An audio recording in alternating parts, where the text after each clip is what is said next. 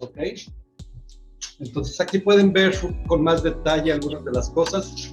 Quitamos un poco el fondo. Entonces, botoncillo, mucha gente le llama mangle. La realidad no es un mangle verdadero. Los mangles viven realmente en la parte de agua salina, en la costa. Los Conocarpus erectus viven justo después de ese borde, en aguas salobres, entre aguas salobres y la tierra principalmente, donde se inunda nada más en cierta temporada del año. Debido a eso, hay muchas especies de mangles y Conocarpus erectus, pues fue clasificado de tal forma. Pero la realidad es que es una especie intermedia, su forma de reproducción no es como la típica reproducción de los mangles, que es por raíces y otros sistemas, pero pues para nosotros lo utilizamos mucho dentro del área de bonsai en muchos países, y por eso decidí escoger esta especie, porque es muy utilizada en varios países. Y una de las razones principales por la cual se empezó a utilizar es por la libertad de expresión. Casi todo el mundo, cuando empieza la parte de bonsai, conoce los juníperos, y los juníperos en Japón tienen esa libertad en donde, ¿cuál es la forma típica de un junípero? Pues es toda chueca, revuelta, con mucho movimiento, como le decimos nosotros, aunque no es un movimiento, simplemente es un cambio de dirección en el crecimiento. Ese cambio de dirección en el crecimiento depende de las condiciones ambientales en las cuales se encuentra. Como tal, la mayoría de las especies no tienen esa libertad, no necesitamos nuestra libertad artística, y muchas veces queremos que sean más rígidas, con movimientos menos. Digamos, movimientos como estos son movimientos demasiado artificiales. Este árbol he de decir que es completamente natural, todo este movimiento, y aquí voy a quitar un poco esta parte de esta. A ver. Toda la parte del movimiento es natural, y eso es debido a las condiciones ambientales en las que vive. En nuestra zona, en la zona de Caribe, llegan demasiados huracanes, y debido a eso los fuertes vientos generan daños dentro de las plantas. Las plantas han evolucionado para acostumbrarse a este tipo de cambios climatológicos y sobrevivir, y por lo cual, al tener este ambiente tan hostil y estar en lugares rocosos y demás, forman todo este tipo de estructuras. Esto nos permite de forma artística poder diseñar no necesariamente un árbol de forma recta, sino un árbol que exprese artísticamente lo que yo quiera dar. Es una de las ventajas, y tomó mucho tiempo antes de que la bonsai aceptara que hubiera este tipo de especies. Entonces, lo primero que voy a hacer es poder hacer un poco de limpieza. La forma normalmente común, como uno va pensando cuando uno va diseñando un árbol, es viendo qué ramas son utilizables, qué ramas me sirven para el diseño que yo quisiera dar, y cuáles me están sobrando. En este caso, aquí tenemos esta rama que sale de esta porción que tiene un doblez y carece de conicidad. Una rama menos. Esta especie, cuando yo empecé aquí, no me gustó mucho por el tamaño de hoja. Es una hoja aparentemente muy grande, para mi gusto. Sin embargo, algo que me di cuenta en el 2005 en el Mundial que fue celebrado en Washington fue Sutin. Sutin es uno de los grandes artistas americanos, probablemente uno de los mejores artistas americanos, y él se especializa mucho en Shohin. No hace únicamente Shohin, de hecho acaba de ganar el nacional con un Chinpaku de gran tamaño, pero el trabajo en Shohin, en árboles pequeños, tiene que ser muy delicado y muy bien hecho. Entonces, la realidad, las hojas de Conocarpus pueden ser de este tamaño.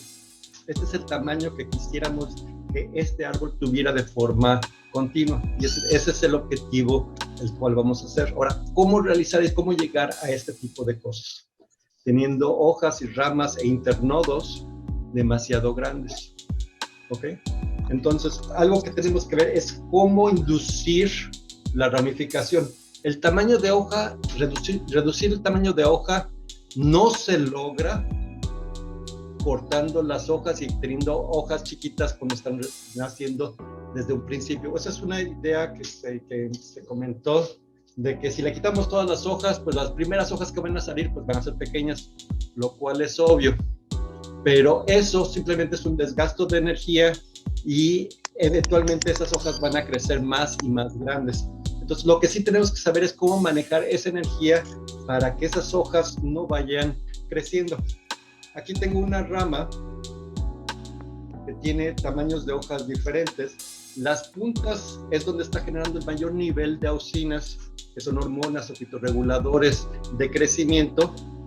Al cortarlas dejan de crecer. Ahora, entonces, sin embargo, si quitamos parcialmente las hojas, aquí es muy importante definir el flujo de energía, en qué parte es la más fuerte para reducir. Ahí no me interesa reducir esta parte de energía porque esta parte es muy pequeña.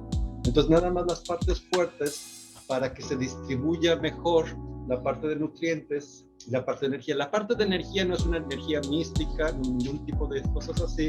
Son azúcares, igual que con nosotros, si le dan a un niño una Coca-Cola o un dulce, etcétera, va a tener un exceso de energía y va a estar moviéndose mucho. En el caso de las plantas no se van a estar moviendo, pero esos azúcares van a ser reflejados en su desarrollo y crecimiento.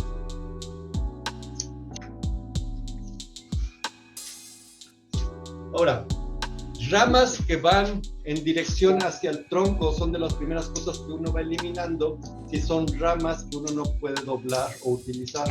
Entonces son de las primeras cosas que voy a quitar de este diseño. Entonces, una de las cosas importantes en botoncillo es también su facilidad de adaptación a diferentes sustratos y a diferentes tipos de climas. La mayoría en la zona tropical no tiene ningún problema. En zonas frías o zonas templadas, el nivel o la cantidad de agua que pueda utilizar es menor. Entonces, a diferencia de en zonas calientes que podemos agregar una cantidad continua de agua durante todo el año, en zonas frías o en invierno, en las zonas, tenemos que cuidar mucho que la cantidad de agua se reduzca. Y esto va a ser particular para cada zona en la que estemos. Ventajas y desventajas. El crecimiento se vuelve más lento, obviamente, en zonas menos cálidas, pero la ventaja es que es más fácil controlar el desarrollo y crecimiento de internodos que sean menor, por lo cual podemos tener plantas que reduzcan el tamaño de hoja en menor tiempo.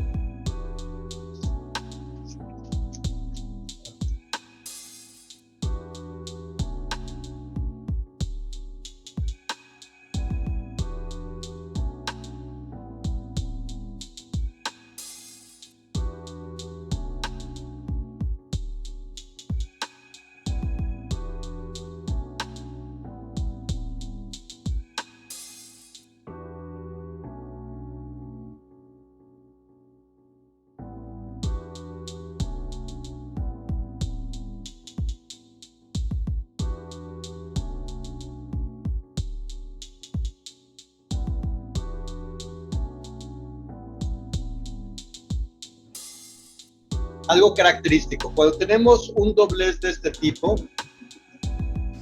este cambio de dirección que tenemos aquí, no podemos desdoblar. La forma en cómo las fibras se encuentran en esta zona afectan todo el desarrollo. Si tratamos de enderezar, doblar esta zona va a generar un rompimiento. Ahora, muchas de las preguntas es ¿y cómo alambrar cuando pasa por ahí? Existen varias técnicas. Una de ellas, básicamente, si tratamos ahorita de alambrar, siempre para alambrar, recuerden una cosa muy importante, es el punto de anclaje. Ahora, si paso esto en esta zona de acá,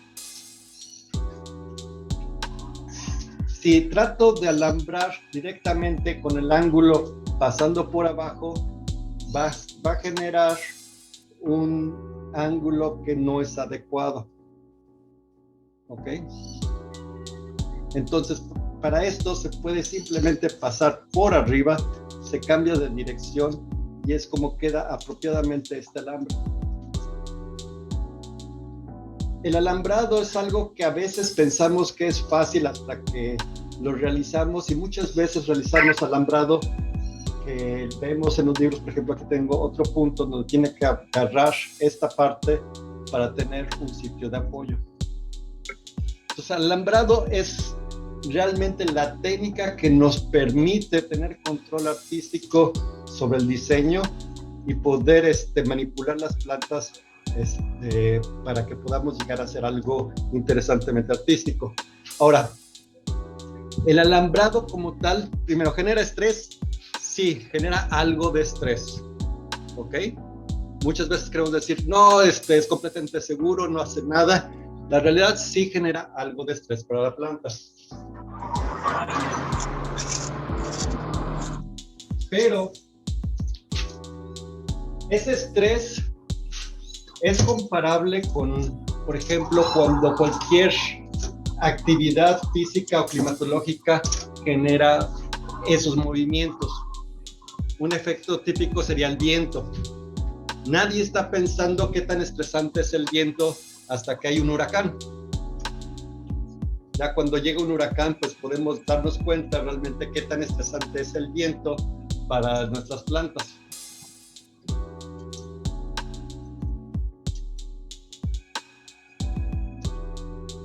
Ahora, diciendo esto, el viento mantiene doblez o genera cambios en el desarrollo de muchas plantas,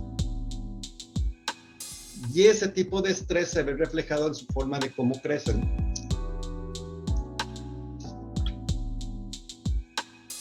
Y una de las preguntas típicas que se hace la gente cuando ve árboles como estos es: ¿por qué crecen retorcidos? Y si la parte de que crezca retorcido es natural, porque el que crezca retorcido no tiene que ver con la parte de cómo está el viento en el huracán, no tiene nada que ver con el desarrollo de si fue roto de alguna forma particular, si fue quemado, etcétera, sino tiene que ver más con la forma de sobrevivencia de estas plantas. Plantas que están en un medio con estrés tienden a generar una torcedura en su tronco, y esta es una forma natural para poder sobrevivir.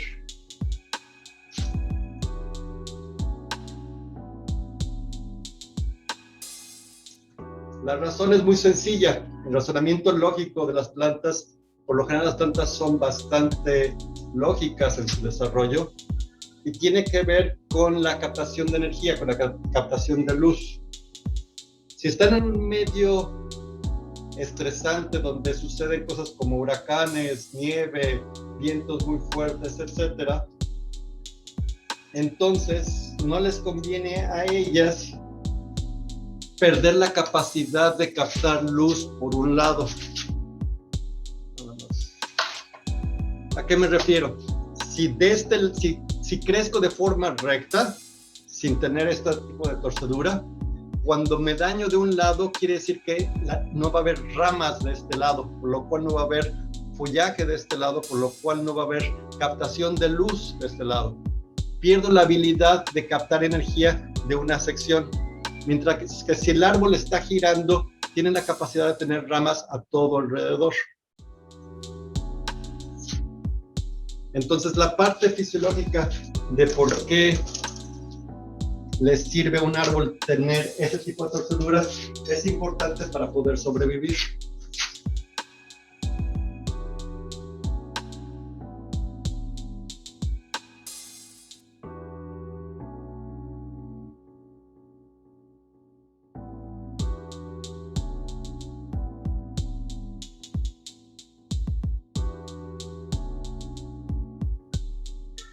Botoncillos son una especie que ya se acepta comúnmente en varias partes. De hecho, recientemente en el evento nacional de Estados Unidos hubo un par de ellos mostrados por José de nuestra región. Muy buenos ejemplares.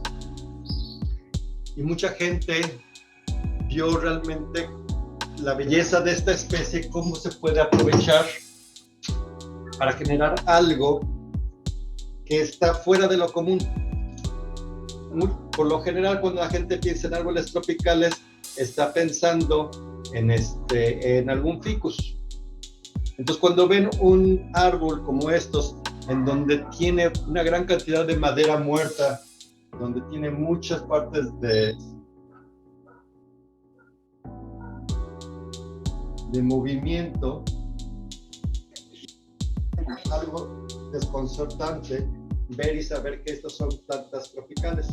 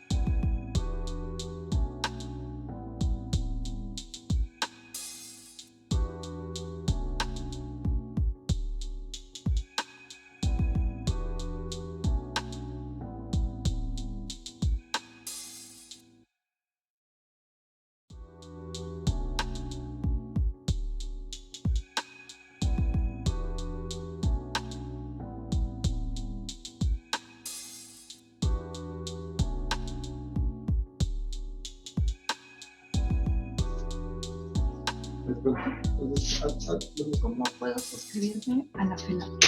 ¿Cómo se puede suscribir a la FELAP? En la página web de FELAP pueden encontrar ahí las formas, el formato y el sistema de cómo inscribirse. Vamos a estar publicando una revista aproximadamente 4 veces al año. Tenemos aparte algunos descuentos para eventos, tenemos algunas cosas como lo que vendría siendo este canal. Este canal ahorita es público y lo va a ser público por un tiempo, pero posteriormente va a quedar en la parte de los miembros únicamente, al igual que la revista, al igual que algunas otras cosas que estamos planeando para poder ofrecerles a los miembros de nuestra región que tengan como un gran beneficio.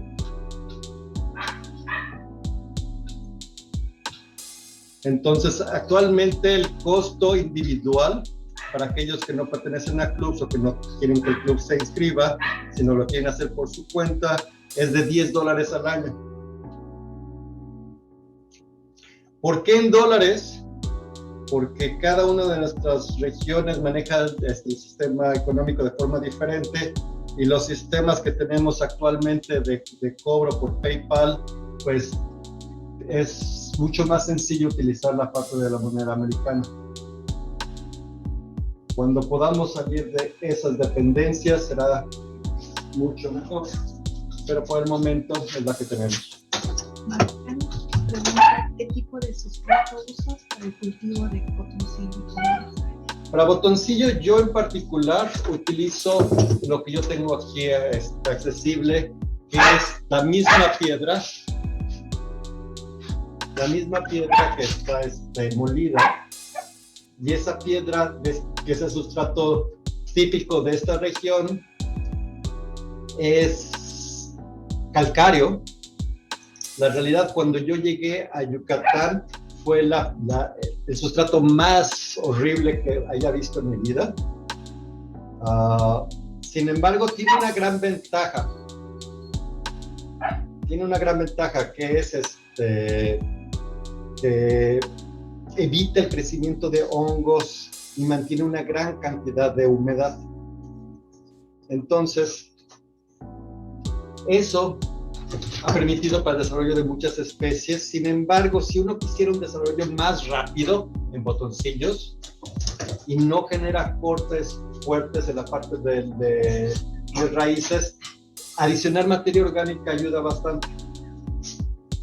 Ahora, adicionar materia orgánica también genera eso sirve en las primeras etapas de desarrollo, cuando lo que queremos es crecimiento rápido. La materia orgánica proporciona una cantidad elevada de nutrientes, mantiene una mayor cantidad de humedad. Si nuestro árbol está sano y no tenemos problemas de hongos, entonces el crecimiento va muy bien. El problema es después para el refinamiento. Cuando queremos refinar el árbol, y para refinar me refiero el reducir el tamaño de hoja, mantener que sea más compacto todo. Entonces, un sustrato que tenga menos cantidad de materia orgánica o que carezca completamente de materia orgánica sería ideal. Por ejemplo, la parte de piedra volcánica como lava, como desontle, ayuda muchísimo para manejar mejor, de una forma más adecuada, el desarrollo de estas especies. Entonces, depende mucho de qué es lo que queramos lograr. Para sobrevivir, la especie es muy tolerante a muchos de estos tipos de materias. Sin embargo, aquí ya depende. Estamos en etapa de crecimiento y desarrollo.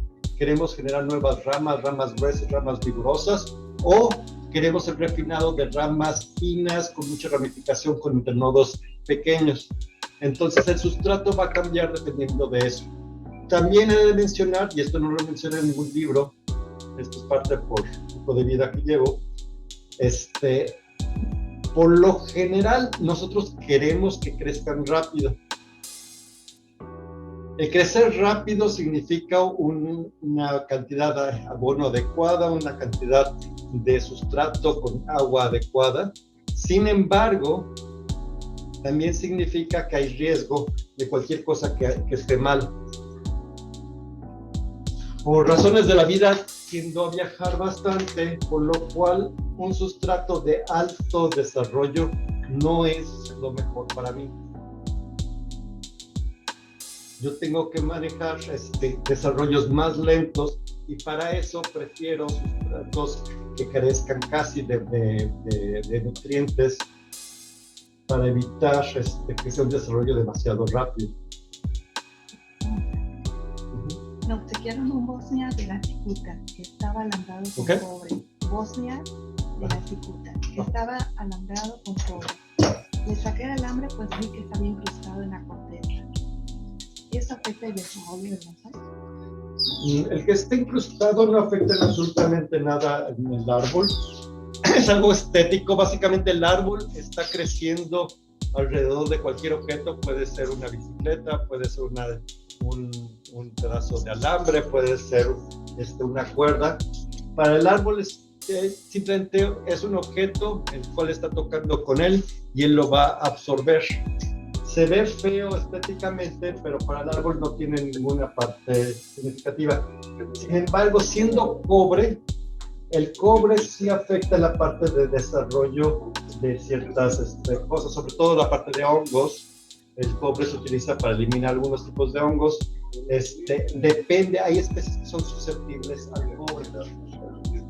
Ahí tendríamos que ver si tu especie es susceptible al cobre.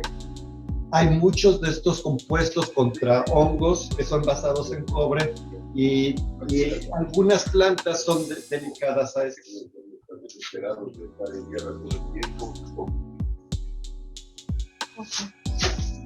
¿Puedes hablarnos del riego de esta especie? Sí, el riego de esta especie tiene una gran ventaja, sobre todo para la gente que viaja mucho. Uno puede dejarlos en agua y tienen un sistema que permite evitar que hongos normales puedan afectarlo y no requerir gran cantidad de oxígeno en el agua. Normalmente para regar, la mayoría de los bonsáis necesitamos un sustrato drenante, no tanto por el agua, sino por el oxígeno. Queremos que el oxígeno llegue a las raíces y puedan ellas respirar y desarrollarse, ¿no? En el caso de botoncillo y algunas especies que viven en zonas que se inundan, que pueden estar varios meses bajo agua, tienen sistemas que han evolucionado que permiten que podamos ponerlas con un alto riego sin que les afecte en lo más mínimo. Entonces, esta es una de las ventajas que tenemos de esta especie, la parte del riego. ¿Hace cuánto que se recuperó este árbol y cuánto tiempo cultiva después de ser dejado un primer trabajo? Muy bien, buena pregunta. Este árbol particular tiene aproximadamente 3 años de haber sido puesto en este contenedor. En esos 3 años, yo me fui, literalmente, y no chequé más su desarrollo. Se pudo haber trabajado hace un año, hace año y medio.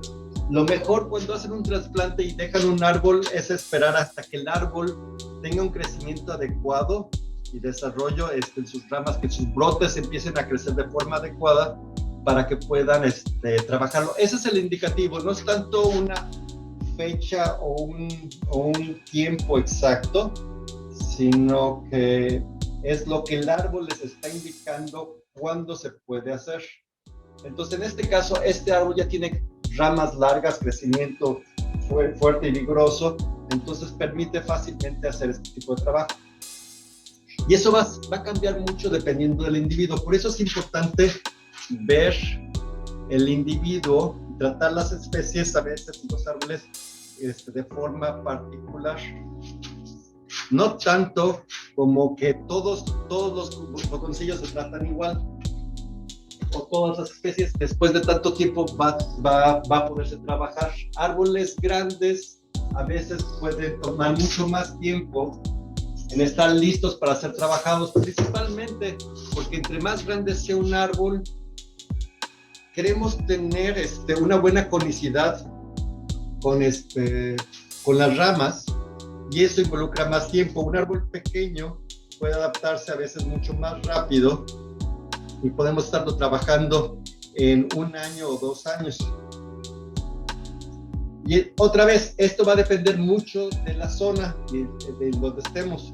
En ciertas zonas el crecimiento puede ser tan rápido que el mismo año podemos hacer todo tipo de trabajo. En mi zona particular es demasiado caliente, más caliente que algunas zonas tropicales de Latinoamérica, y eso, la temperatura tiene una cosa positiva y una cosa negativa. Cuando uno pasa los 40 grados, los 38 grados centígrados, las plantas detienen también su desarrollo metabólico o lo reducen significativamente. Entonces, en zonas donde la temperatura tropical es alta, pero no tan alta continua, su desarrollo es mucho más abundante. Entonces, lo que vamos a ver, más que un tiempo particular para trabajar, es que el árbol, la parte de los internodos empieza a crecer demasiado grande o largo. Eso nos dice que el árbol ya recuperó la energía perdida en lo que fue el trasplante y puede ser trabajado.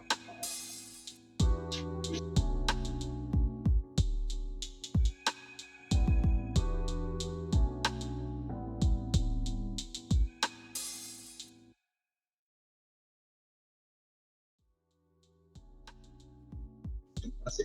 Cuando lo recuperaste, ¿lo plantaste a raíz de o conservaste su sustrato original? En este caso, el botoncillo es a raíz desnuda, cero sustrato original.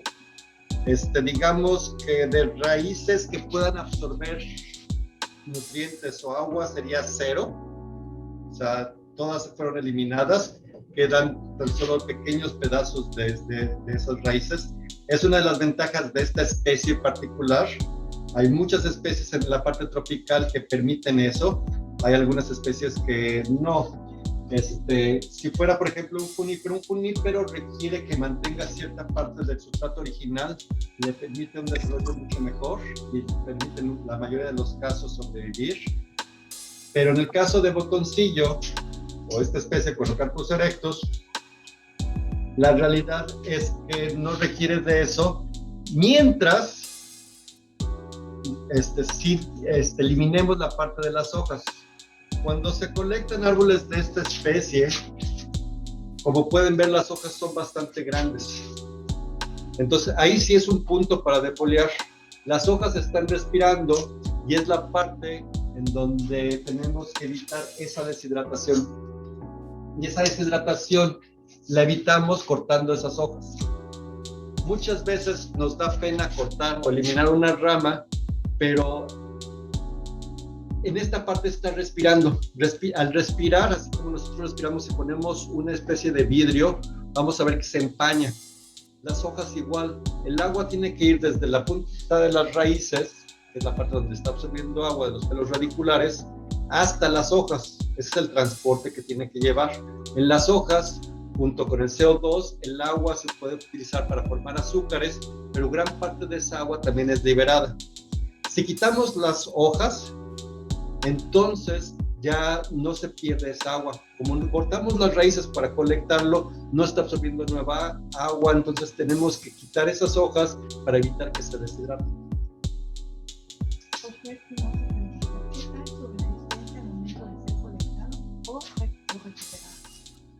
Su resistencia es bastante alta, sobre todo si pasó un tiempo antes de que haya tenido algún daño. ¿A qué me refiero con algún daño? Si pasó por algún tipo de huracán o algún daño mecánico, alguien que está moviendo maquinaria, etcétera, que muchas veces, por ejemplo, en México se acostumbra a construir en zonas donde existen estos ejemplares. Si el ejemplar acaba de ser dañado, quiere decir que mantiene muchos de sus azúcares en la parte del árbol, y eso quiere decir que tiene una alta probabilidad de sobrevivir la colecta. Si el árbol no ha tenido ningún daño y está creciendo bien, entonces tiene una gran cantidad de azúcares y está perfectamente bien para la colecta. ¿Cuándo no es adecuado poder colectarlo? Cuando el árbol ha sufrido algún daño y pasó un tiempo determinado y el árbol se empieza a recuperar. Ese es el momento cuando el árbol está utilizando toda la energía acumulada para generar nuevos retoños.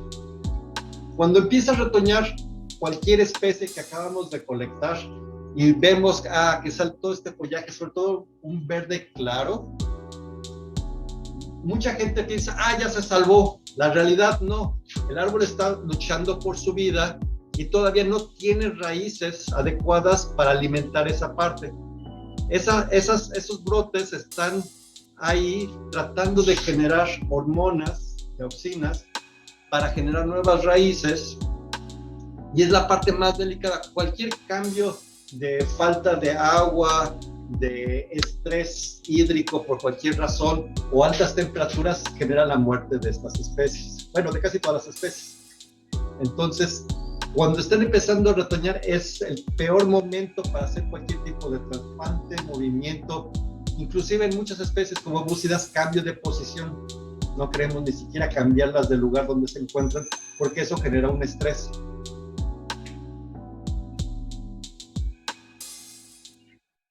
José pregunta, ¿se puede reproducir por esquejes? Perfectamente se puede reproducir por esquejes. De hecho, tiene un porcentaje muy alto de reproducción por esquejes.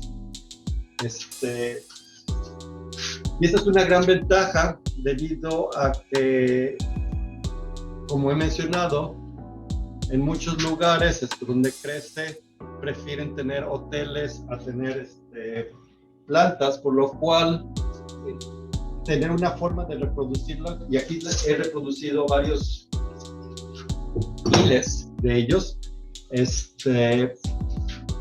permite después poder repoblar ciertas zonas para poder mantener esta especie dentro de la naturaleza.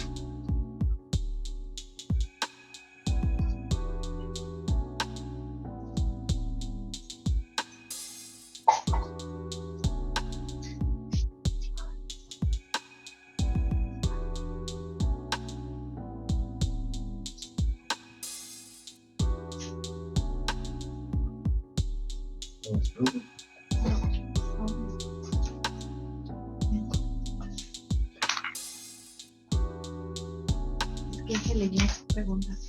Sí, puede ser un esqueje leñoso. No es ningún problema. De hecho, es inclusive más fácil un esqueje leñoso que aquellos esquejes que están apenas tiernos o verdes claros. Un esqueje leñoso mantiene una mayor cantidad de azúcares y esos azúcares es la energía que le permite desarrollar nuevos retoños y nuevas raíces. Entonces, definitivamente es mucho más fácil hacerlo.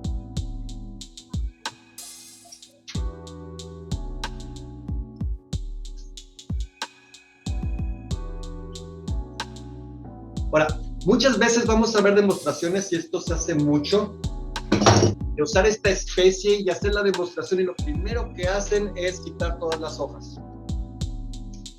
Eso ayuda a que luzca más adecuado, más bonito, porque uno puede alambrar y queda bien. Sin embargo, no es lo mejor para la especie, para las plantas. Las plantas gastaron cierto nivel de energía para generar esto, todo este follaje, y tener el follaje mientras estoy trabajando me permite ver si estoy estresando de más o no la planta. Inmediatamente, en unos minutos, las hojas empiezan a moverse, a doblarse, y eso me indica si hay algún problema que no podría ver si deshojara. Así que se ve menos limpio el trabajo, pero realmente lo que me interesa a mí es tener un bonsai, no un ikebana. Entonces yo prefiero realmente enfocarme más en la parte de la salud del árbol y ver que todo esté funcionando bien. Sé que ahí, por ejemplo, sería tema de discusión.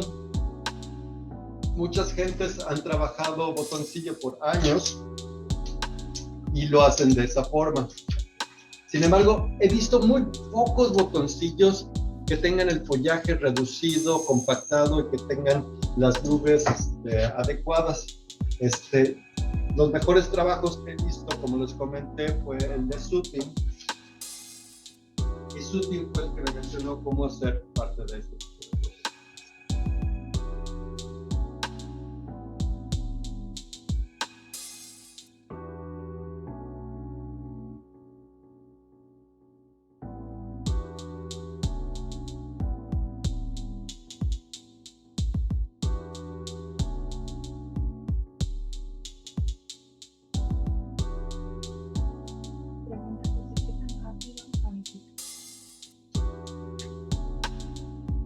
La ramificación va a ser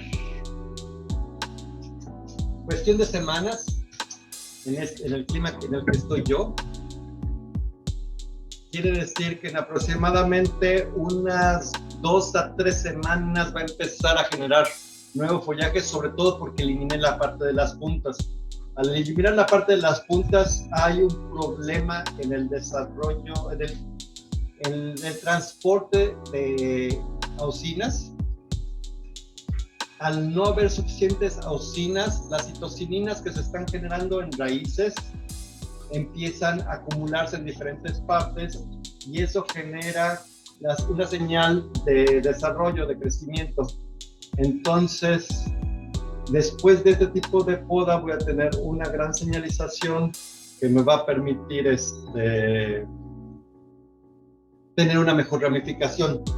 Pero de ahí la parte importante es ver cómo controlar la dirección para que no empiece a generar retoños en donde yo no quisiera, pero al mismo tiempo no dañar el árbol.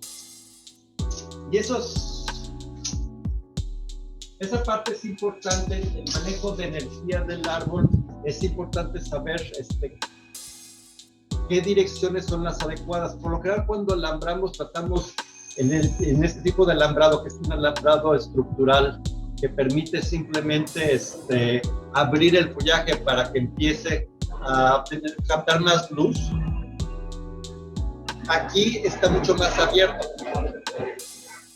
Conforme el tiempo pasa, va a empezar a generarse huecos donde cae luz y donde la planta decide que tal vez sería bueno aprovechar esa luz, pero estéticamente no es útil. Nosotros tenemos que darnos cuenta de esto en tiempos cortos para eliminar ese tipo de crecimientos y mantener esto. Por una temporada no puedo estar podando esta zona hasta que el árbol decida que esta es las mejores zonas. Cuando el árbol decide que entonces esta es la mejor zona, ya no va a estar tratando de encontrar otros caminos.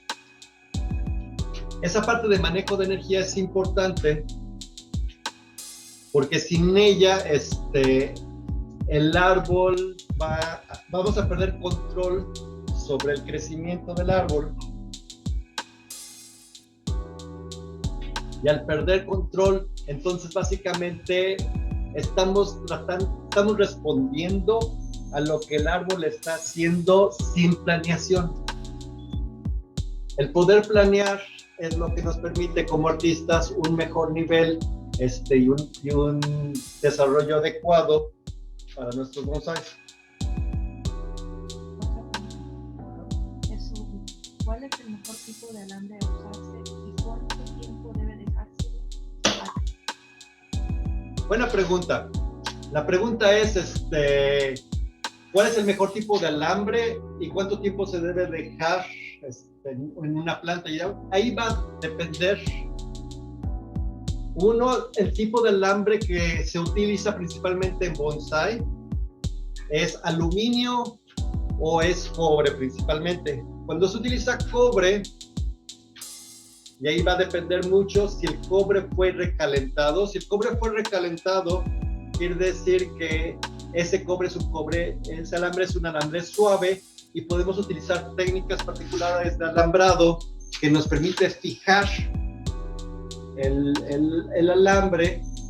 Fijar el alambre en cobre se menciona cuando se cristaliza. El alambre de cobre, cuando se recalienta, la estructura atómica de los átomos del cobre se hacen un poco desorganizados y el alambre es muy maleable, es muy suave. Pero en cuanto tiene un cierto tipo de doblez, esa estructura se reorganiza y entonces se vuelve muy rígido. Saber alambrar con cobre es bastante útil porque podemos utilizar alambre más delgado para lograr el mismo efecto que usar un alambre más grueso de aluminio. Ahora, como mencioné, cobre puede afectar en algunas especies porque libera, al estar regando, sobre todo dependiendo del tipo de agua que tengamos, pero en algunos tipos de agua, sobre todo más ácida, va a estar liberando iones de cobre. En muchas especies, por ejemplo coníferas, no les afecta en lo más mínimo, al contrario, evita el desarrollo de ciertos hongos y por lo cual se utiliza mucho. Aparte, la pátina que agarra hace que el alambre no sea visible y el tiempo de crecimiento en coníferas es mucho más lento, así que necesitamos que el alambre se quede más tiempo ahí. En el caso de estas especies, aluminio se utiliza mucho, primero porque a diferencia del cobre, no requiere una técnica especial para el alambrado. Necesitamos alambrar básicamente entre 55 y 60 grados. Y sé que en algunos libros les va a decir que es 45, pero en realidad el ángulo correcto para tener mejor tensión y precisión en su alambrado es sobre 55 o 60 grados.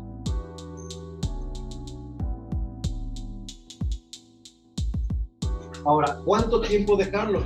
El tiempo va a depender del árbol. El árbol te lo va a decir. Cuando el árbol empiece a crecer mucho, entonces vamos a notar que se empieza a inflar. Y eso va a cambiar también de las estaciones.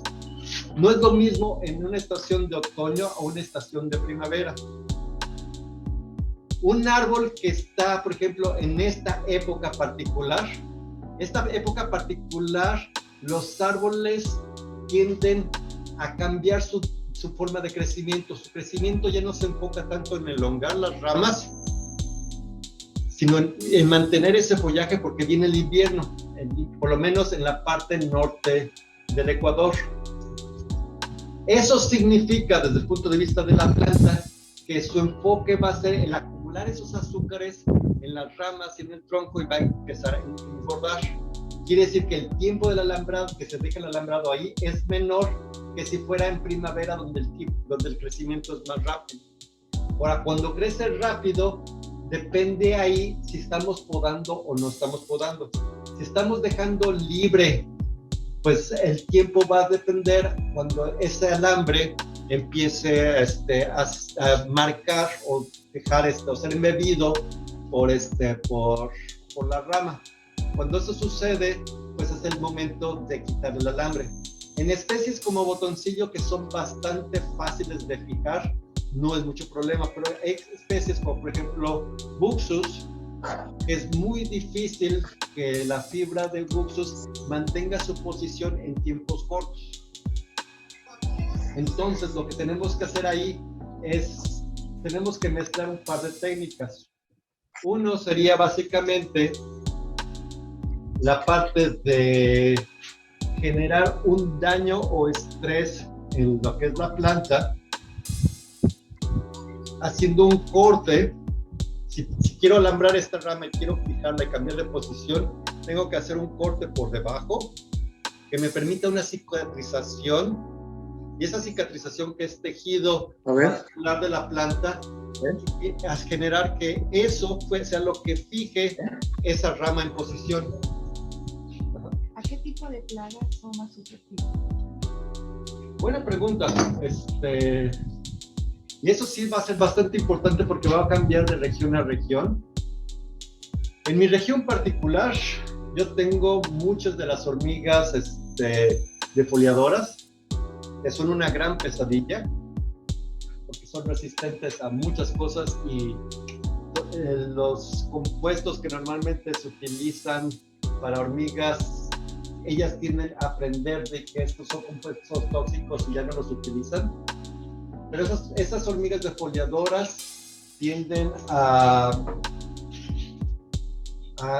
comerse las hojas, obviamente, de estos árboles, y eso genera un daño.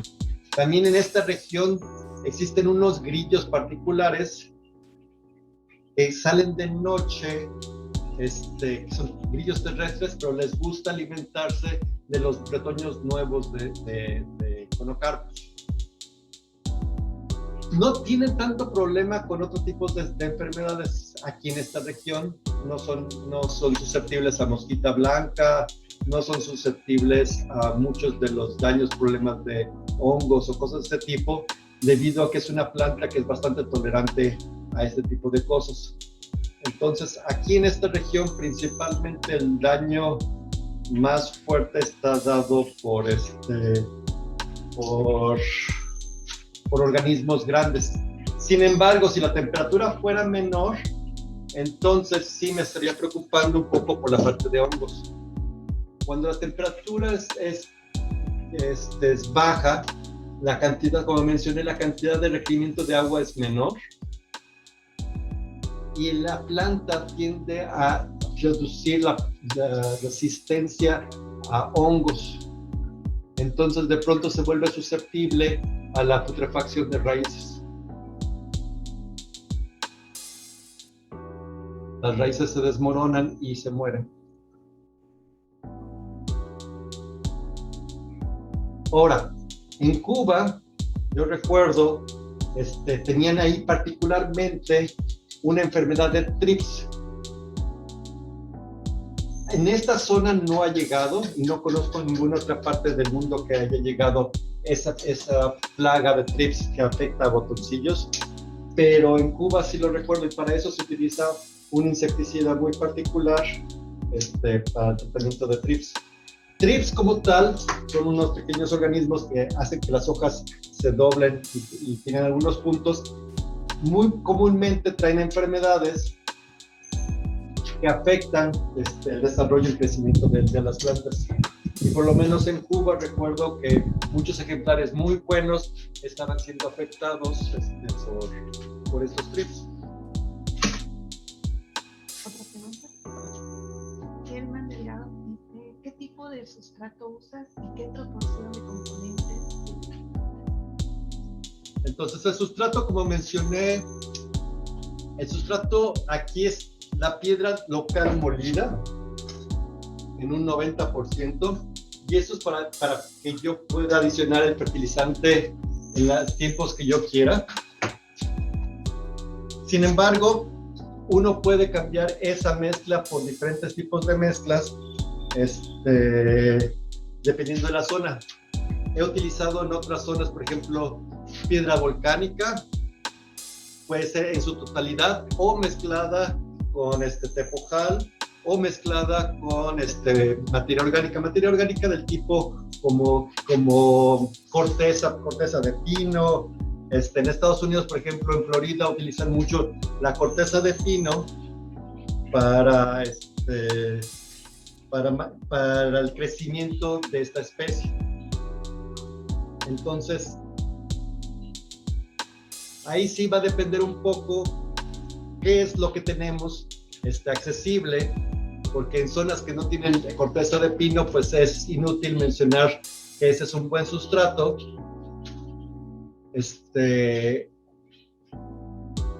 Si no tienen piedra volcánica, pues tampoco, pero aquellos que lo tienen pueden utilizarlo. Ahora, si por alguna razón tienen, por ejemplo, acadama también sirve magníficamente. Acadama lo han utilizado los japoneses por generaciones, y es porque la realidad es un sustrato ideal para el desarrollo de árboles, y lo han probado miles y miles de veces. Entonces Akadama funciona perfectamente bien. Brian me estaba preguntando al respecto. Yo lo he probado, pero no tengo una gran cantidad de Akadama para utilizarlo con esta especie. El problema con Akadama en lugares fríos es que mantiene mucho la humedad, entonces uno tiene que regar con menos frecuencia. ¿Una pregunta? Sí. Adriana pregunta, ¿qué nos recomiendas para reducir rápidamente la hoja después de darle su forma con alambrado? Ok. No hay nada rápido en bonsai. Entonces, no queremos reducir rápidamente el tamaño de hoja, porque lo primero que damos en forma es un pequeño estrés, como ya les mencioné, y el árbol tiene que recuperar ese estrés, tiene que recuperar esos azúcares. Entonces, si intentamos reducir el follaje en ese momento, va en contra del desarrollo de la planta. En lugar de tener un desarrollo más rápido, el árbol va a estar siendo debilitado por nuestro requerimiento de querer reducir el tamaño de la hoja, y eso va a hacer que el árbol no desarrolle adecuadamente. Entonces, lo mejor es esperar, no ser tan rápidos para poder ir rápido. ¿A qué me refiero? Sí, es fundamental en el arte de bonsai, y aquí sí es la parte fundamental, tener un objetivo claro de qué es lo que queremos hacer con el árbol que tenemos. Entonces, si nuestro objetivo es un árbol de este tamaño, ¿qué proporción tiene el tronco? ¿Qué proporción debe tener las ramas para ese árbol? ¿Y qué tipo de ramificación queremos? ¿Es un tronco que va a ser estilo literati, o va a ser un tronco tipo Bayan, o tipo más amplio? Entonces, eso es importante para poder definir qué y cuándo tenemos que hacer las cosas. Muchas veces, la forma más rápida de avanzar es no hacer nada. Dejar que el árbol se recupere, tome fuerza, crezca, engruese lo suficiente para que podamos nosotros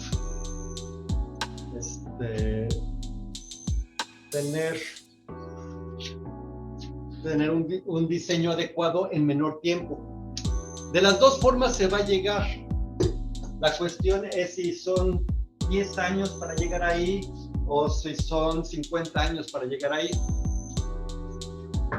o 5 años. Entonces, muchos de los problemas es que cometemos errores por querer ir rápido, y al querer ir rápido hacemos que todo vaya demasiado lento y nos desesperamos. Entonces, por lo que es importante tener claro qué objetivo tenemos y poder hacer algo al respecto.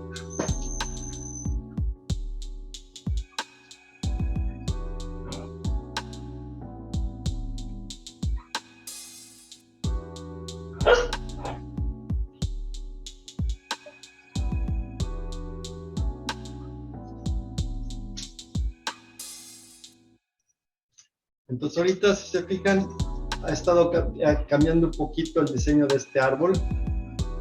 Mi recomendación fundamental, y aquí originalmente este trabajo no lo iba a hacer aquí afuera, donde hay tanto ruido con los perros, con los aviones y demás, iba a ser en mi taller. Lamentablemente el aire acondicionado dejó de funcionar, por lo cual tuve que mudarme a esta parte. Pero en el taller lo que yo utilizo normalmente es un fondo blanco. El fondo blanco me permite ver mucho mejor todos los espacios huecos negativos y positivos y me permite diseñar con mucho más fácil. Otra pregunta. ¿Soporta el defoliado total? Sí, soporta perfectamente el defoliado total, sin ningún problema. No es algo que lo dañe muchísimo. Sin embargo, lo que yo quiero es un desarrollo lo más rápido posible y para eso ocupo que no tenga tantos efectos con el sustrato, que pueda crecer en tiempo récord. Y tiempo récord, uno puede fijar una rama, como mencionaba, normalmente toma semanas, meses, pero lo puedo dejar tal vez en una semana y media, 2 semanas y mantener la forma en las ramas principales. Entonces eso sería tiempo récord. Normalmente no queremos tanto.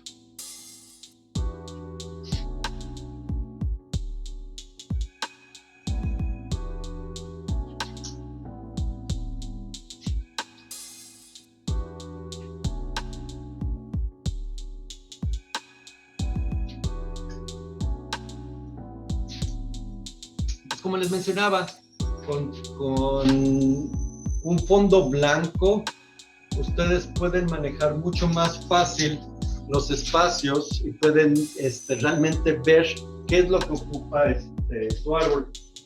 Es importante cuando estén diseñando sus árboles, quitarse ese deseo de quererlos. Normalmente nuestros árboles tienen cierto aprecio para nosotros y los cuidamos y los queremos mucho, pero en el momento de diseño es importante quitarnos esa parte sentimental. Esa parte sentimental nos bloquea, nos deja ciegos y no nos permite avanzar.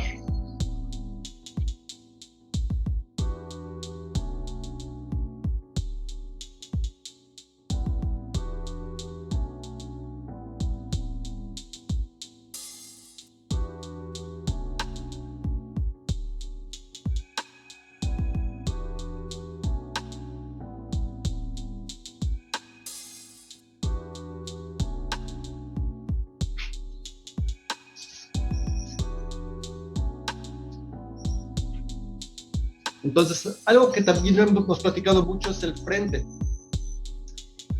Parte del frente podría ser este lado tiene mucho movimiento, se ve, claro, esta parte de muerta, se ve la vena viva que viene aquí a un lado, como gira, tienen ángulos, algo que no queremos y queremos evitar cuando escogemos un frente, es que sea una línea nada más recta directamente hacia arriba. Queremos que tenga cierto movimiento y que tengamos ángulos, ya sea de una dirección u otra, para que sea mucho más dinámico. No queremos algo estático. Entonces, esta forma podría ser algo interesante. Tenemos la parte inversa. Hay que recordar que estamos en la parte latina. Aquí esta parte muestra un poco más la torcedura.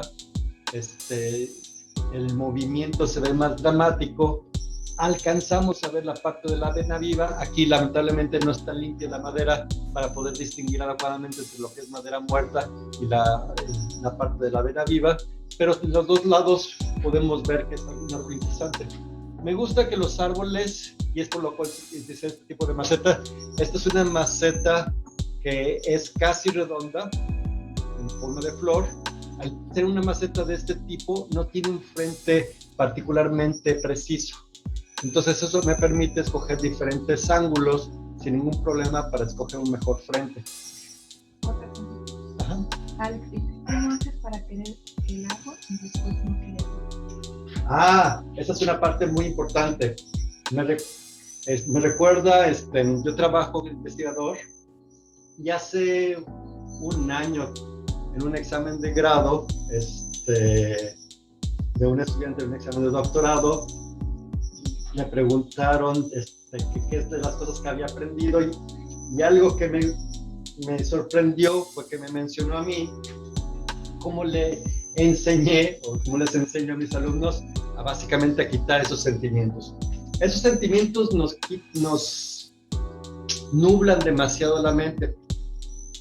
Tendemos a pensar mucho en esta pasión de bonsai, pero hay que ser realistas y mucho de esta pasión que tenemos en Latinoamérica, los latinos, es a veces se confunde con peleas, riñas y demás. Entonces, sí es bueno a veces ver si nuestra pasión es real por algo que queremos o no. ¿Cómo lo quito? En este caso, pues básicamente lo veo como material desde el punto de vista artístico. ¿Cómo lo pueden hacer ustedes para empezar a entrenar con eso? Muy sencillo, tomen una foto. Cuando ustedes están viendo su árbol en 3 dimensiones, se enamoran, lo quieren y ven más allá de lo que realmente es. Cuando toman una foto y con un fondo blanco, un fondo claro, van a ver la realidad de lo que es su árbol y entonces les permite en esa foto poder diseñar y dibujar y ver qué partes son las que deberían de cambiar para mejorarlo.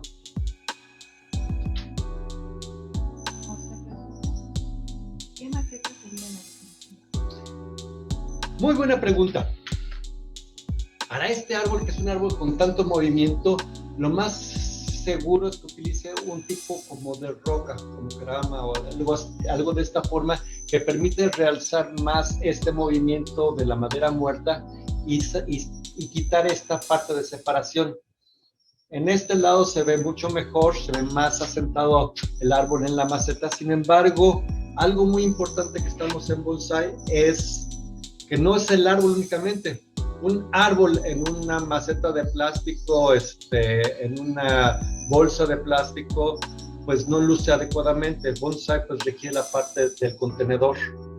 Entonces, el que el contenedor sea adecuado para el diseño del árbol es muy importante y muchas, si no un gran número de las veces, es erróneo en el que utilizamos. ¿Por qué? Porque tendemos a querer ponerlo en una maceta definitiva lo antes posible.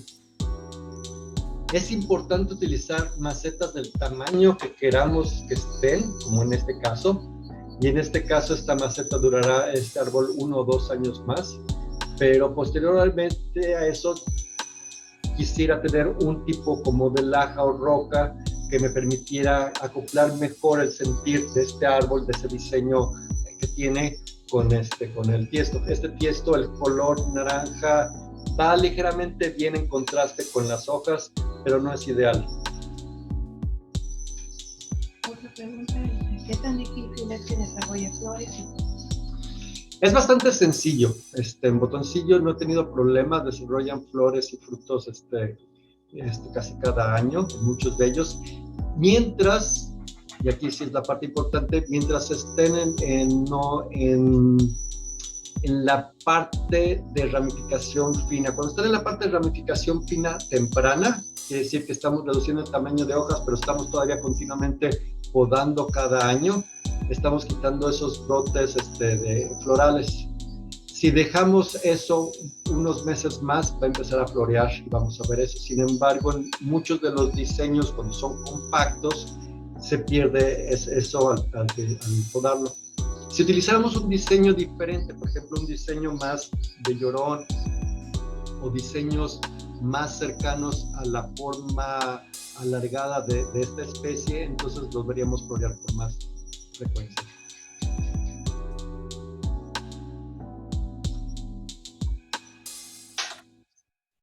Bueno, son las 7:55. Una última pregunta.